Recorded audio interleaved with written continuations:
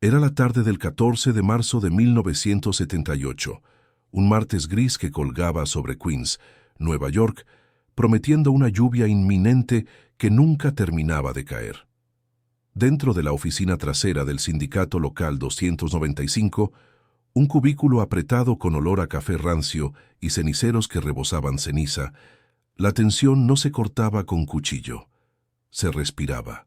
Era tan densa que se pegaba a las paredes desconchadas y al silencio forzado de los 5 hombres que observaban, inmóviles, cómo Jimmy Burke, el irlandés de mirada gélida conocido en las calles como The Gent, se inclinaba sobre el escritorio.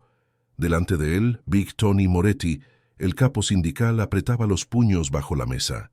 Lo que parecía un simple acto de humillación y una toma de poder de la mafia sobre los beneficios de la carga aérea era en realidad un preludio a algo mucho más grande. Un juego de sombras donde Burke movía los hilos de favores políticos que reescribirían el destino de ese sindicato y de varias vidas en las próximas horas. Ellos no lo sabían. Frankie Costello, un delegado sindical de 42 años, con un rostro marcado por el cansancio y una incipiente calvicie, observaba desde la esquina más alejada de la sala. Sus ojos, habituados a la penumbra de los almacenes y a los tratos a media voz, reflejaban una mezcla de resignación y una esperanza tenue que con cada día se desdibujaba un poco más. Frankie no era un mafioso, no era un wise guy de los que se pavoneaban con trajes caros y anillos ostentosos. Era sencillamente un hombre intentando mantener la cabeza gacha y su pequeña familia, su esposa Elena, de voz dulce y manos cansadas, y su hija Sofía, de 7 años, cuyo cabello rubio era un rayo de sol en sus días más oscuros, a salvo. La oficina era un microcosmos de su existencia, el aire pesado, el mobiliario anticuado, la sombra constante de algo turbio que se arrastraba por debajo de los papeles. Frankie cargaba con una deuda silenciosa, una losa más pesada que cualquier cargamento del aeropuerto JFK. Las facturas médicas de Sofía, una enfermedad crónica que la mantenía frágil, consumían sus ahorros y su paz. Esa deuda era su talón de Aquiles, el precio que pagaba por su alma, la razón por la que toleraba el hedor del crimen organizado que se infiltraba en cada aspecto de su vida sindical, esperando en secreto que un día pudiera escapar. Soñaba con un pequeño jardín, con Elena riendo sin preocupaciones, con Sofía correteando sin que la tos la detuviera. Pero en Queens, 1978, los sueños eran un lujo caro. La fuerza opresora, la sombra que ahora se cernía sobre todos en esa oficina, era Jimmy Burke, un hombre de 46 años con una reputación que le precedía como un psicópata calculador. Burke no era un hombre que jugara limpio, ni que entendiera la lealtad más allá de la utilidad. Era la mano derecha del capo Lucchese Paul Vario en el lucrativo y brutal negocio de la carga del aeropuerto JFK. Burke no tenía una familia tradicional. Su crew era su reino y su palabra, ley. Sus ojos eran fríos como el hielo del Atlántico, capaces de penetrar el alma y dejarla helada. Su motivo real iba más allá del dinero fácil que representaban los contratos de carga del local 295. Lo que Burke buscaba era el control absoluto, no solo para asegurar rutas de contrabando, desde bienes robados hasta estupefacientes que cruzaban fronteras, sino, y esto era lo más crucial, para cumplir con los favores que le debían ciertos políticos de la ciudad y el Estado, hombres de corbata, con sonrisas ensayadas y agendas ocultas, que necesitaban que ciertos bienes y documentos desaparecieran o aparecieran en lugares específicos sin preguntas, sin dejar rastro. Una red de favores que tejía una telaraña invisible, pero más fuerte que cualquier cadena. En aquel instante, la calma de Burke era más aterradora que cualquier grito. Con una parsimonia estudiada, el irlandés escupió un trozo de chicle masticado sobre un contrato recién firmado, justo en el espacio donde la tinta del Big Tony Moretti aún no había secado del todo. Fue un gesto simple, pero cargado de un desprecio que quemaba más que cualquier puñetazo. Era la declaración pública de que el poder había cambiado de manos. Tony Moretti, un hombre que vivía de su reputación y del respeto ganado a base de años de lealtad y mano dura, sintió el golpe como una humillación insoportable. Burke no solo exigió un porcentaje del 50% de todos los contratos de carga del sindicato, un robo a mano armada a la luz del día, sino que lo hizo destrozando el orgullo de Tony. Alcanzó una pequeña foto enmarcada que descansaba sobre el escritorio, la imagen de la familia de Tony, su refugio de normalidad en un mundo cruel. Con un chasquido seco, la rompió por la mitad, dejando que los pedazos cayeran sobre el contrato manchado. Luego, con la voz apenas un murmullo, pero resonando como un trueno en el silencio de la oficina, Burke declaró: «A partir de ahora, mi crew controla el almacén 17 del aeropuerto de JFK.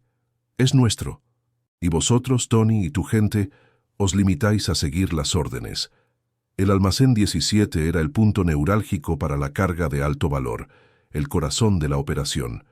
Tony Moretti se puso rojo, un carmesí que subía desde su cuello hasta su frente, prometiendo una explosión inminente. Pero no hubo grito, solo un juramento de venganza, apenas audible, que brotó de sus labios apretados. Frankie lo escuchó, una promesa susurrada que activó un reloj invisible en su mente. La represalia de Tony se ejecutaría antes del próximo envío importante, programado para el viernes a medianoche. Un camión, una ruta, un punto de no retorno. Frankie sintió un escalofrío. No era solo la amenaza a la vida de Tony, sino la certidumbre de que una vez que la violencia se desatara, arrastraría a todos los que estaban cerca. A él mismo, a su familia. Ahora me dices, ¿de dónde estás viendo esta historia? Comenta tu nombre y tu ciudad, porque lo que viene ahora es una escalada de poder y traición que se te quedará grabada. Burke no solo había declarado una guerra, había puesto en marcha una maquinaria que Frankie empezaba a comprender. Una maquinaria donde los favores políticos eran la verdadera moneda y la sangre el único precio a pagar. El martes gris había terminado, pero la oscuridad apenas comenzaba. La promesa de venganza de Tony Moretti se cernía sobre Queens como una tormenta silenciosa, pesada y cargada de una electricidad palpable. Desde aquel martes por la tarde, la oficina del sindicato local 295 se había convertido en un hervidero de conspiraciones y susurros. Tony, con su rostro aún marcado por la afrenta de Burke, no podía tolerar la humillación.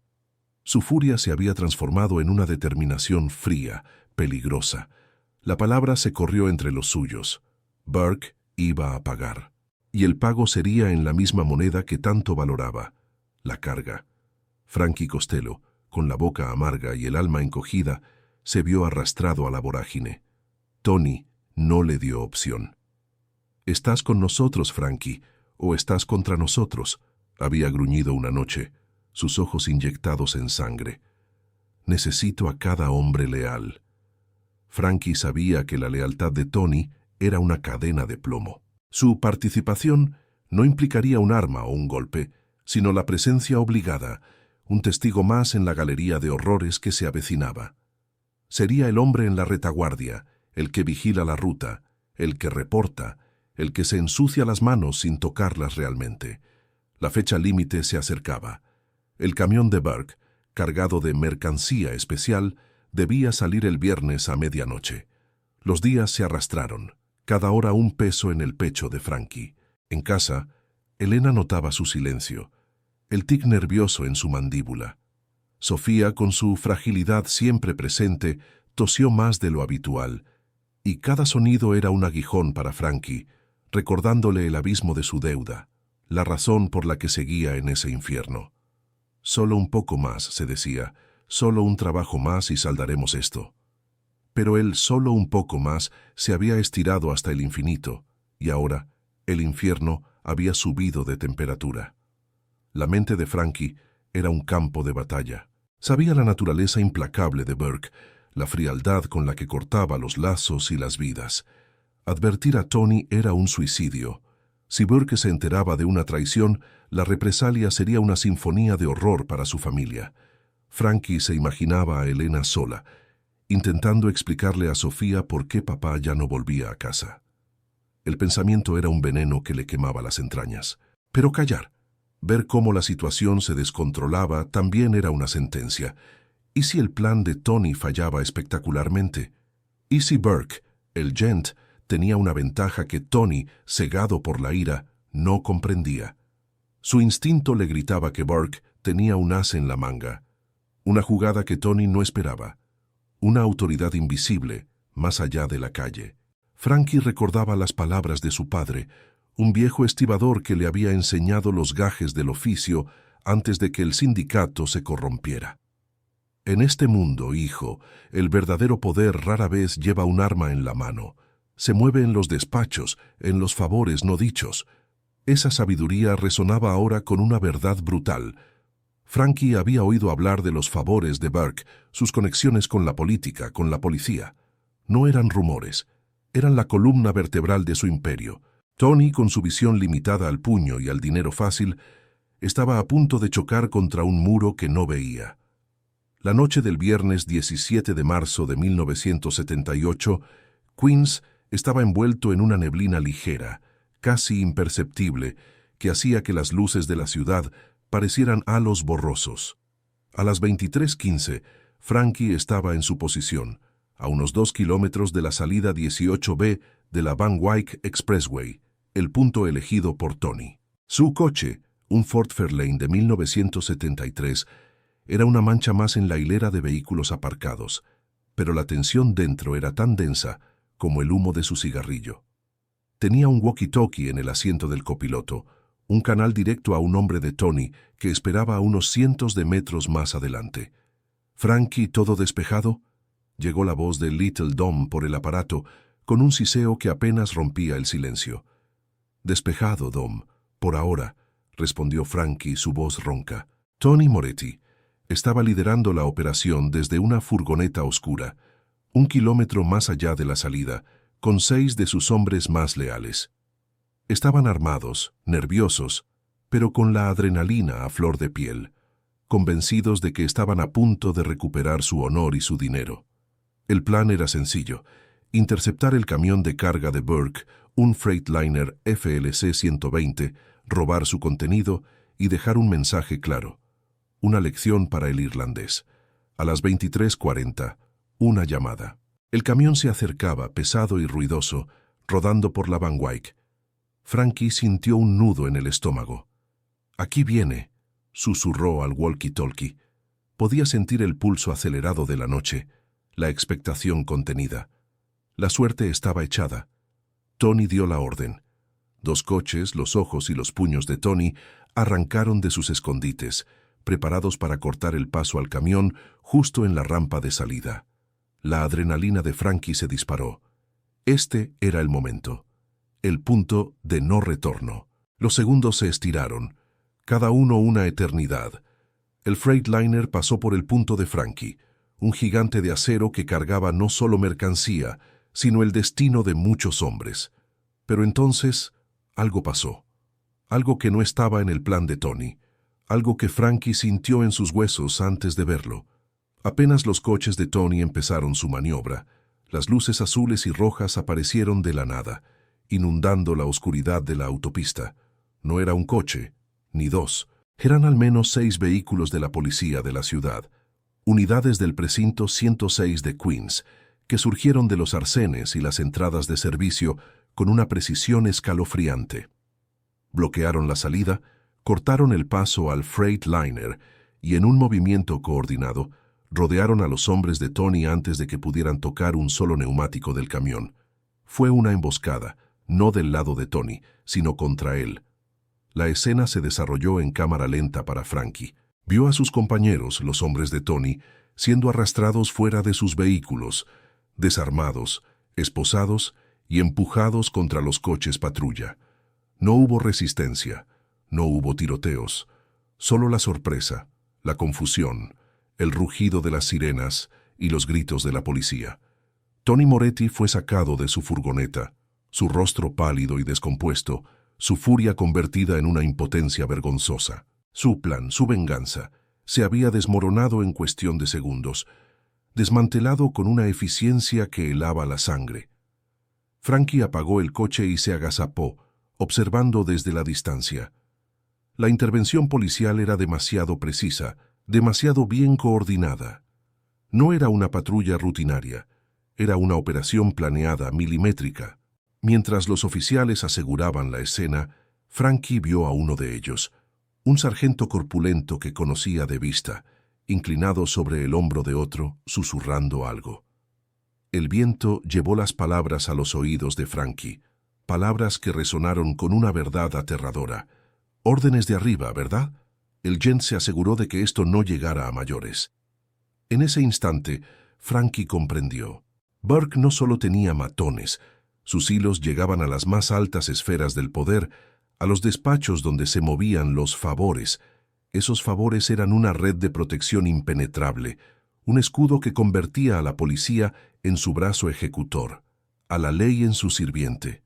Tony Moretti fue arrestado, su reputación hecha trizas, su poder sindical evaporado como una gota de agua en una plancha caliente.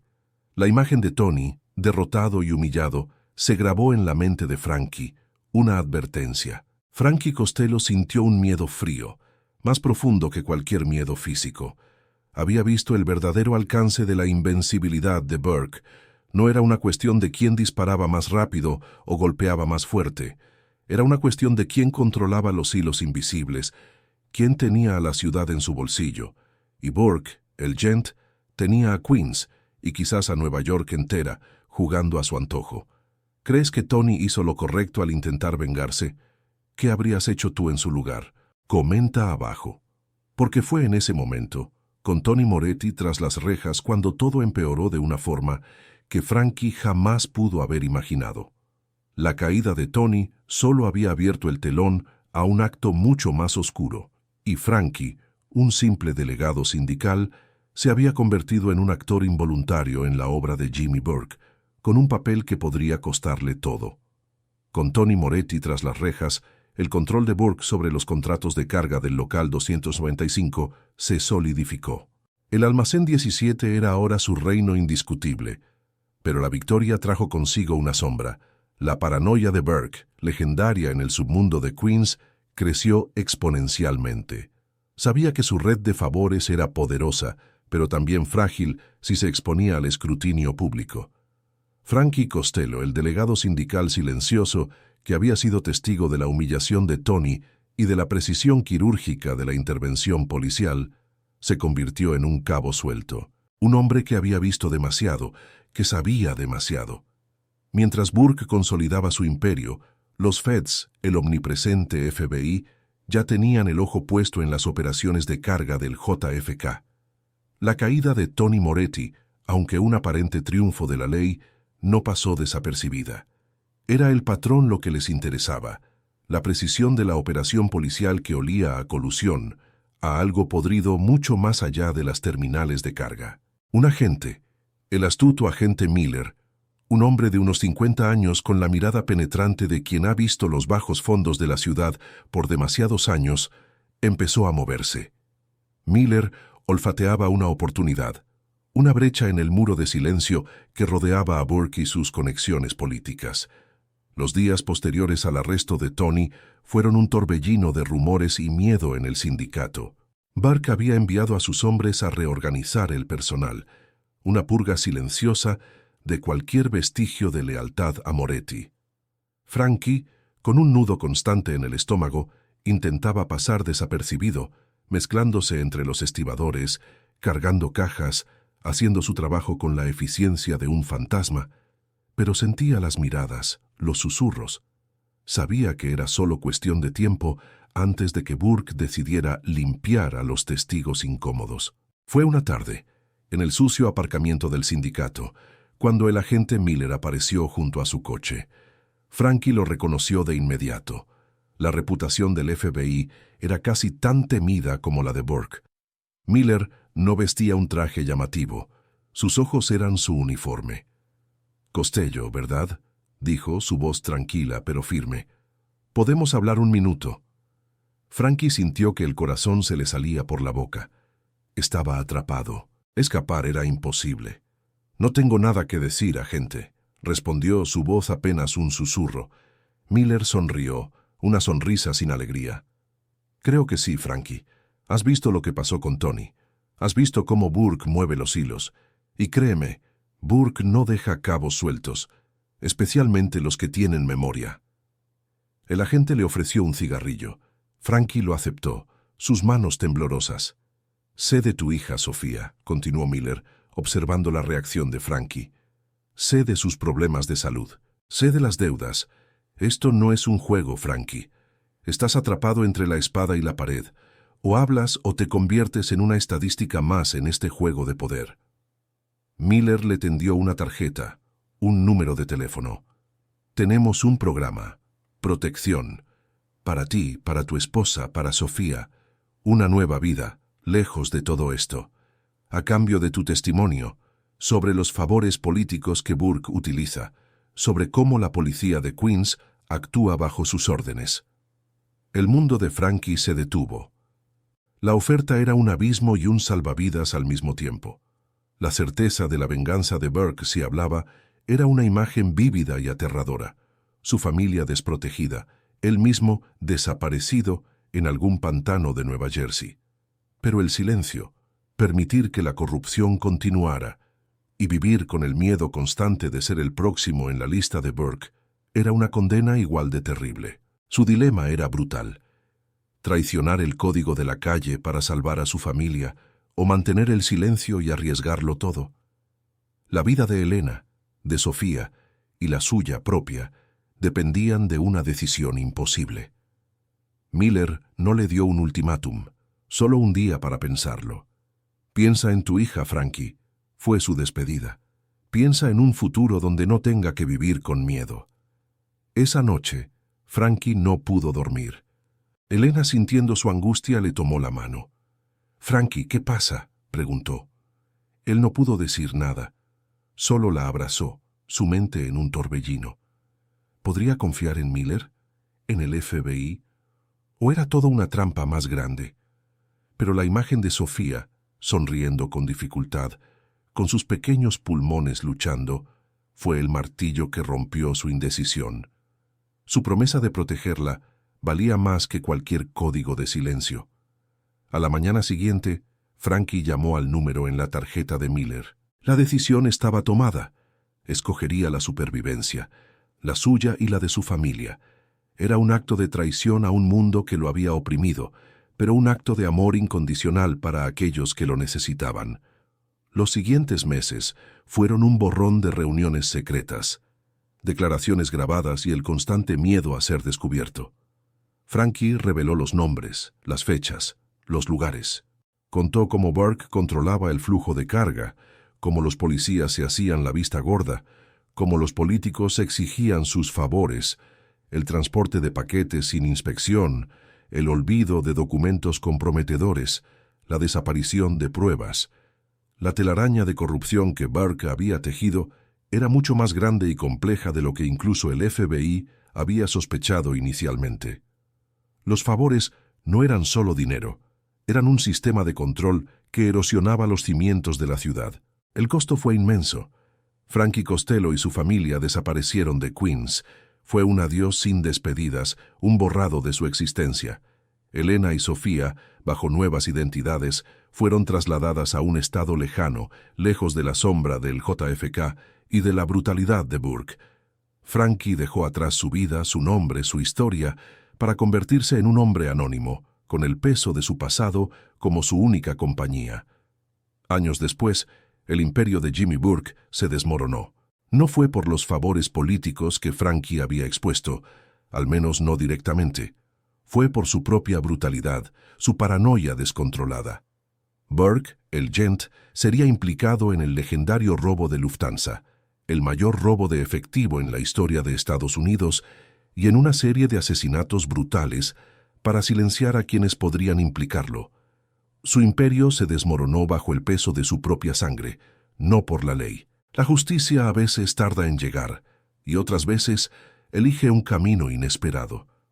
En un pequeño pueblo costero de Florida, a principios de los años 90, un hombre de rostro envejecido y manos marcadas por el trabajo en el mar, leía un periódico local. En la sección de noticias nacionales, un titular discreto hablaba sobre la condena de Jimmy Burke, detallando sus crímenes y su caída final.